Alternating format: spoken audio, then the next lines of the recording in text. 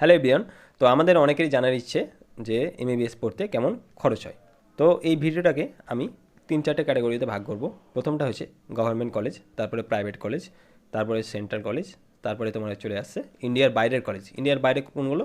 যেগুলো তোমার Bangladesh, Russia, China, সেগুলোতে কেমন খরচ হয় সেগুলো এই ভিডিওর মাধ্যমে কভার করা হবে। প্রথমে আমি তোমাদের একাডেমিক পার্টগুলো বলবো। একাডেমিক কারণ হচ্ছে যে কলেজ তোমার কত টাকা নিচ্ছে, আর একটা হচ্ছে তোমার হোস্টেল, মানে হোস্টেলে থাকা কেমন খরচ হয়। তো প্রথমেই চলে এসেছি আমাদের যে গভর্নমেন্ট কলেজ, সেগুলোতে কেমন খরচ হয়। তো গভর্নমেন্ট কলেজ তোমরা জানো যে একটা নির্দিষ্ট কাট আপ পেরিয়ে কিন্তু তোমাকে পেতে হয়। তাহলে তোমার অ্যাডমিশনের সময় গভর্নমেন্ট কলেজগুলিতে অ্যাডমিশন ফিজ নেওয়া হয়, অসান মানি নেওয়া হয়, আর একটা সেমিস্টারে ফিজ কাটা হয়। তো পার সেমিস্টার কত তোমাদের বলে দিই, 4,500 টাকা হচ্ছে তোমার পার semester fee. At the time admission তোমাকে 6,500 টাকা লাগছে। তারপরে পড়ে থাকছে যে তোমার পুরো 5 বছরের টোটাল কেমন খরচ হয়েছে, সেটা দেখতে গেলে তোমাকে দেখতে হবে যে সেই দিকে অ্যাডমিশন আর কসম মানি 2,000 টাকা। আরেকটা হচ্ছে যে নয়টা আমাদের সেমিস্টার হয়, তাহলে 9 × 4,500, মানে পার সেমিস্টার 4,500 টাকা করে দেখতে গেলে 9টা সেমিস্টার হয়, তো 40,500 টাকা এখানে দাঁড়াচ্ছে।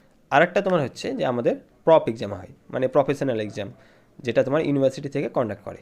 মানে আমাদের টোটাল সাবজেক্ট হচ্ছে 14টা, তো এক একটা সাবজেক্টে 300 টাকা করে কাটে।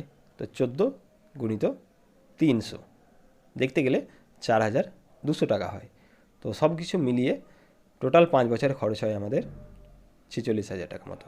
তো এখানে হোস্টেল ফিস গভর্নমেন্ট কলেজগুলিতে সব কলেজে তোমার 12 টাকা পার মান্থ লাগে। আরেকটা হচ্ছে তোমার খাবার দাবার। তো তুমি যেমন খাবে সেরকম তোমাকে টাকা পে করতে হবে। খাওয়া দাওয়ার কিন্তু সরকার থেকে কোনো প্রোভাইড করা হয় না। তুমি যেমন ক্যান্টিনে খাবে সেরকম তোমাকে বিল পে করবে। অ্যাভারেজ তোমার 3,000 থেকে 4,000 তুমি যদি নর্মাল খাবার খাও তাহলে। এরপরে আসছে তোমার প্রাইভেট কলেজ। তো প্রাইভেট কলেজকে আমাকে আবার দুটো ভাগে ভাগ করতে হবে। একটা হচ্ছে তোমার সেমি গভর্নমেন্ট কলেজ, একটা হচ্ছে তোমার ম্যানেজমেন্ট। মানে প্রাইভেটের মধ্যে ধরো তুমি সাপোজ 1 নম্বরের জন্য গভর্নমেন্ট কলেজ পেলে না, তখন কি হয়, সেমি গভর্নমেন্টের কোটায় চলে আসে। তো সেই কোটাতে দেখতে গেলে অ্যাভারেজ আমি যদি আমাদের ওয়েস্ট বেঙ্গলের কথা বলতে চাই, তো 26 লাখের আশেপাশে কিন্তু তোমার একাডেমিক খরচ পড়বে সেমি গভর্নমেন্টের ক্ষেত্রে। আরেকটা হচ্ছে তোমার পুরোপুরি যে ম্যানেজমেন্ট কোটা, তার আন্ডারে, মানে তুমি খুবই ন্যূনতম একটা মার্কস পেলে নিটের মাধ্যমে, বা তুমি নিটই দিলে না, এরকম টাইপের কিন্তু হয়, যেখানে কিন্তু তোমার ওই 1 কোটি টাকার আশেপাশে কিন্তু টাকা ভ্যারি করে। ঠিক আছে, তোমার মার্কসের ওপর ভিত্তি করে। তো এভারেজ আমি ধরলাম যে 1 কোটি টাকা সেই ম্যানেজমেন্ট কোটাতে তোমার নেওয়া হয়। এবার আসছে আমাদের সেন্ট্রাল ইনস্টিটিউট। সেন্ট্রালের মধ্যে কী কী পড়ছে, একটা হচ্ছে তোমার ইএসআই কলেজ, তারপরে আরেকটা হচ্ছে এইমস, তারপরে হচ্ছে আলিগড়, বিএইচইউ, এএফএমসি, অনেক কিছু পড়ে। তো তোমাদের এইমসের কথাটা বলছি, যে এইমসে কিন্তু তোমার খুব ন্যূনতম খরচ হয়, সবচেয়ে কম খরচ, 5,000-6,000-এর মধ্যে কিন্তু পুরো কলেজ তোমার হয়ে যায়। বাকি যেগুলো তোমার হচ্ছে যে সেখানে হোস্টেলে মেস সিস্টেম করা আছে, সেই মেস সিস্টেম মানে হোস্টেল ফিজের কথাই বলতে চাইছি, যে 4,000-5,000 মতো প্রত্যেকটা এইমসে ভ্যারি করে খাবার দাবারের ভিত্তিতে, সেটা কিন্তু মান্থলি তাদের কাটা হয়। তো এটা গেল এইমসের ব্যাপার। এবার হচ্ছে তোমার ইএসআই জোকার ক্ষেত্রে 7 লাখ মতো, এরকম বন্ড সিস্টেম, সেটা আলাদা ব্যাপার, তোমরা একটু দেখে নিও এখন কারেন্ট সিচুয়েশান। আমি অবশ্য ভিডিও বানিয়েছিলাম, সেটা লিঙ্ক দিয়ে দিব ডিটেলসে। এরপরে আসছে তোমার ইন্ডিয়ার বাইরে যেসব কলেজ আছে, মানে বাংলাদেশ, রাশিয়া, চায়না, ফিলিপিন্স, এসব যে কলেজগুলো আছে সেগুলোতে কেমন খরচ হয়।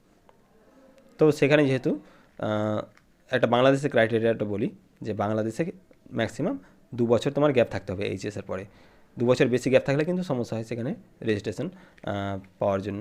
তো ম্যাক্সিমাম 1 বছর খুব ভালো হয়, যে 1 বছর তোমার যদি গ্যাপ থাকে, তারপর বাংলাদেশ যাওয়ার ইচ্ছা থাকলে সেখান থেকে তুমি আসামসে তোমার ডিগ্রি কমপ্লিট করতে পারো, মানে সার্টিফিকেট পেতে পারো। অ্যাকচুয়ালি তো সার্টিফিকেট পাওয়ার জন্য সবাই যায়, তো সেখান থেকে এসে কিন্তু আবার এখানে তোমার একটা এফএমজি এক্সাম দিতে হয়। তো সেটা অনেকে জানো, বা অন্য ভিডিওর মাধ্যমে আমরা সেটা নিয়ে তোমাদের ডিসকাস করব। তো বাংলাদেশের ক্ষেত্রে অ্যাভারেজ 32 লাখ তুমি ধরে রাখতে পারো আশেপাশে, এরকমই হয়। আর হচ্ছে তোমার রাশিয়াতেও সেই একই রকম 30 লাখের মধ্যে কিন্তু একাডেমিক খরচ পড়ে। বাকি যে ফুডিং যে ব্যাপারগুলো সেগুলো কিন্তু তোমার নিজের। তো এই গেল তোমার ওভারঅল সমস্ত কলেজের ব্যাপারগুলো।